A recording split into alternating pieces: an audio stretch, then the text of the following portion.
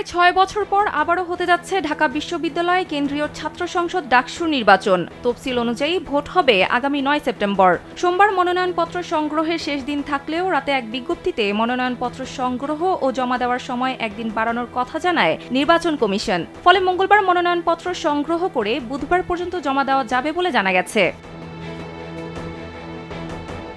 ডাকসু নির্বাচনে লড়বে ৮টি প্যানেল। এর মধ্যে ইসলামী ছাত্র শিবির, ছাত্র অধিকার পরিষদ, বামজোট, বাংলাদেশ গণতান্ত্রিক ছাত্র সংসদ এবং ইসলামী আন্দোলন বাংলাদেশ তাদের প্যানেল ঘোষণা করেছে। এছাড়া বৈষম্য বিরোধী ছাত্র আন্দোলনের সাবেক মুখপাত্র উমামা ফাতেমা এবং একই সংগঠনের সাবেক সমন্বয়ক ও এনসিপি নেতা মাহিন সরকারের নেতৃত্বে দুটি প্যানেল গঠন করা হয়েছে। তবে মঙ্গলবার সন্ধ্যা পর্যন্ত কোনো প্যানেল ঘোষণা করেনি জাতীয়তাবাদী ছাত্রদল। RICL TMX, যুগের পর যুগ স্থাপনা থাকে মজবুত। এছাড়াও এবারের ডাকসু নির্বাচনে অংশ নেবেন রেকর্ড সংখ্যক নারী প্রার্থী।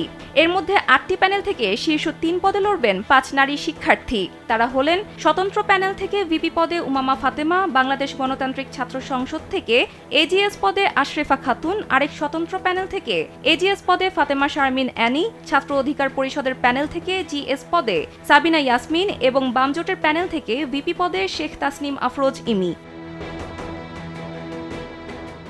এছাড়াও ডাকসু নির্বাচনে অংশগ্রহণের জন্য বাংলাদেশ ইসলামী ছাত্র শিবির 28 সদস্যের পূর্ণাঙ্গ প্যানেল ঘোষণা করা হয়েছে। ছাত্র শিবির ঘোষিত প্যানেলে স্থান পেয়েছেন 4 নারী শিক্ষার্থী। মুক্তিযুদ্ধ ও গণতান্ত্রিক আন্দোলন সম্পাদক পদে ইনকিলাব মঞ্চ থেকে যুক্ত হয়েছেন ফাতিমা তাসনিম জুমা। কমন রুম, রিডিং রুম ও ক্যাফেটেরিয়ার সম্পাদক পদে লড়বেন ইংরেজি বিভাগের 2020-21 সেশনের উম্মে সালমা এবং ঢাবি ছাত্রী সংস্থার সভানেত্রী সাবিকুন নাহার তামান্না লড়বেন সদস্য পদে। তিনি 2019-20 সেশনের শিক্ষার্থী।